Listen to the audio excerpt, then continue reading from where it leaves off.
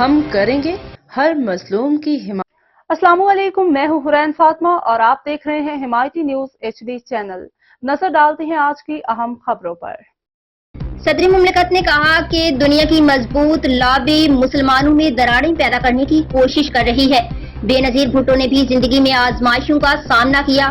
صدر مملکت آصف زرداری نے اسلام آباد میں تقریب سے خطاب کرتے ہوئے کہا کہ زندگی میں ہر قسم کی آزمائشیں آتی ہیں، عوام سوشل میڈیا کے ذریعے مسائل دنیا کے سامنے رکھ سکتے ہیں۔ صدر مملکت آصف زرداری نے خطاب میں کہا کہ بے نظیر بھٹو نے بھی زندگی میں آزمائشوں کا سامنا کیا، اب سوشل میڈیا میں بھی گروپنگ نظر آتی ہے۔ صدر آصف زرداری نے کہا کہ بھارتی الیکشن میں مودی میڈیا کا نام سنا ہوگا، مودی میڈیا گروپ ان کے سپورٹرز سہولت کاروں نے بنایا۔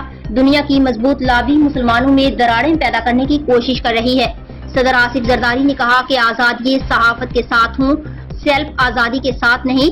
صدر مملکت نے کہا کہ مجھ پر جتنی تنقید ہوئی شاید ہی کسی اور شخص پر ہوئی ہو۔